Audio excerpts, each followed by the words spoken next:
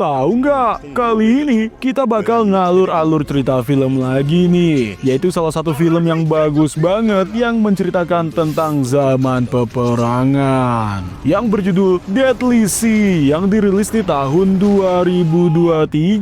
Film ini sendiri menceritakan tentang penghujung era perang Imjin di tahun 1598 guys. Yang mana bener-bener bikin deg-deg banget filmnya. Daripada banyak bacot, langsung aja kita masuk ke alur ceritanya. Film ini dibuka setelah 7 tahun kehancuran di semenanjung Joseon. Seorang bernama Toyotomi Hideyoshi, penguasa Jepang yang memulai perang ini, terbaring mawastet di ranjang kematiannya. Dia memerintahkan pasukan Jepang di Joseon untuk segera mundur, seraya menitipkan putranya yang bernama Toyotomi Hideyori kepada Tokugawa Ieyasu yang ambisius.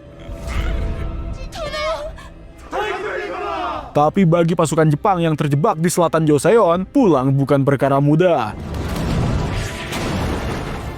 Kondisi Yukinaga, yaitu jenderal Jepang, di sini terkurung di kota Suntian Yikiao yang dikepung oleh armada gabungan 350 kapal Joseon dan Ming yang dipimpin langsung oleh Laksamana Yi Sun Sin guys, yaitu sosok yang membuat setiap bajak laut di Jepang itu gemeteran. Di sini di dalam kota yang terkepung, neraka tercipta. Prajurit Jepang itu sampai memakan mayat untuk bertahan hidup, sementara Konishi tahu dia yang terakhir dapat perintah mundur akibat pengkhianatan Tokugawa Ieyasu. Kalau dia tidak segera kembali ke Jepang, maka nyawa dan juga masa depan Hideyori terancam. Karena merasa putus asa, Konishi mencoba untuk menyuap Jenderal Ming yaitu Liu Ting dengan harta berlimpah. Tapi Liu Ting cuci tangan dan bilang kalau armada laut bukan urusannya. Konishi harus menghadapi Laksamana Chenlin dari Ming. Sementara itu, di kamp Angkatan Laut Joseon, para komandan yakin kalau perang itu sebenarnya sudah selesai. Konishi di sini terpojok dan tinggal menunggu waktu untuk menyerah. Tapi Yi Sun Sin dengan tatapan tajam tak goyah. Dia tahu kalau Konishi, yaitu tokoh sentral perang ini, tak akan menyerah begitu saja. Kali ini pertempuran berdarah baru akan dimulai.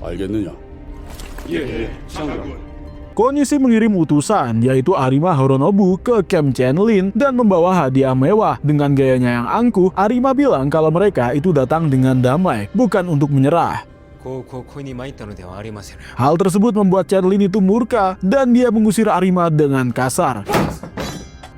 Saat Arima melaporkan ini ke Konishi dengan maksud memberikan harga diri dengan jelas, Konishi malah mengirim semua harta yang dia kumpulkan plus 2000 kepala bajak laut sebagai bukti prestasi. Tapi rintangan terbesarnya itu bukan Chenlin yang tamat, tapi Yi Sun Sin. Ya, Yi Sun Sin sudah tahu semua rencana Konishi teman-teman. Dan berkat Junsa, yaitu pengkhianat Jepang yang jadi mata-mata di pihak Ming, Yi punya luka pribadi yang mendalam. Karena putranya, Yi Meon, itu dibantai oleh bajak laut Jepang. Meski tahu siapa pembunuhnya, ia mengubur dendamnya demi keadilan nasional. Ketika prajurit Joseon itu melaporkan 3 kapal musuh itu membawa kargo masuk ke camp Ming, ia sadar kalau Chenlin itu tergoda suap dan siap melepas Konishi. Karena tidak tahan lagi, ia naik ke kapal utama Chenlin dan menghadapi dia langsung. Chenlin bilang, "Kau sudah berjasa besar. Perang selesai di sini." Tapi Yi dengan tegas sebagai seorang jenderal, dia tidak akan membiarkan musuh kabur. Apapun harga harus dia bayar. Chenlin mencoba mengalihkan perhatian dan menyarankan untuk menyerang sisa pasukan Jepang lainnya, bahkan memprovokasi Yi dengan kematian putranya. Dan dia bilang kalau dendam pribadi tidak boleh mengganggu tujuan besar. Di sini, Yi ternyata tetap teguh guys. Ketika Chenlin itu menunjukkan kotak berisikan kepala manusia, Yi merasa hancur dan dia tahu kalau itu adalah kepala warga Joseon yang tak berdosa. Yi bertanya, "Kenapa kamu melepas musuh? Padahal Kaisar Ming mengirimmu untuk mendukung Joseon." Chenlin menarik pedang kekaisaran sebagai simbol otoritas mutlaknya di sini. Tapi Yi tidak gentar guys. Dia menyatakan kalau Chenlin menolak bertarung, maka aliansi Joseon dan juga Ming akan bubar. Joseon akan menghadapi musuh sendirian nantinya.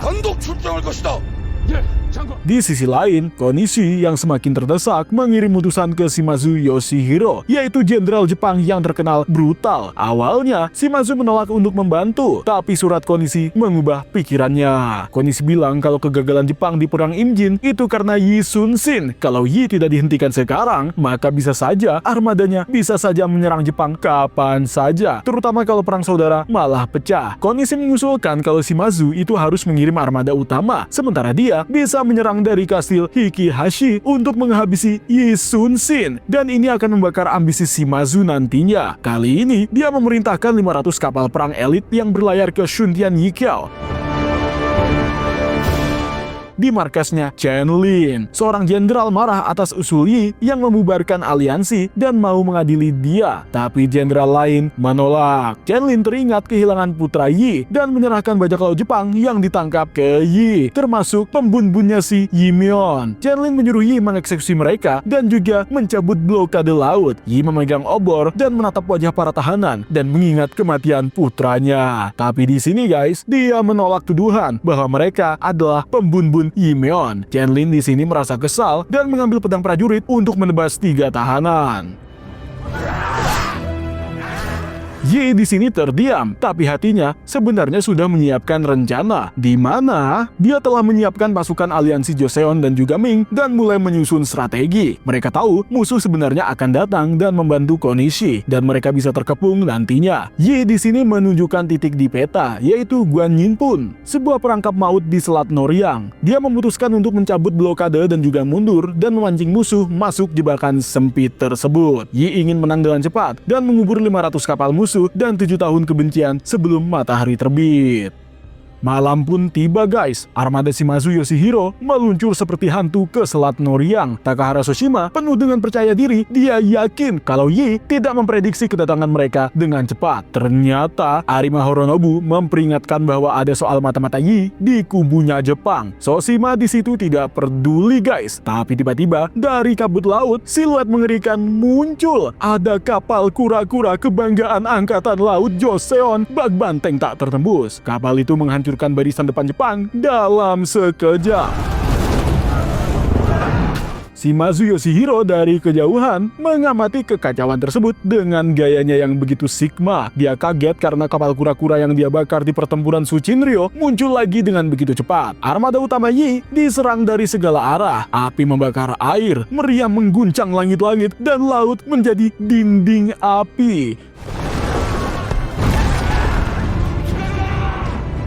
Shimazu di sini tetap tenang bak seorang Sigma, tapi taktik brutalnya terungkap. Dia memerintahkan meriam menembak kapal depan yang terbakar dan mengorbankan prajurit sendiri untuk membuka jalan.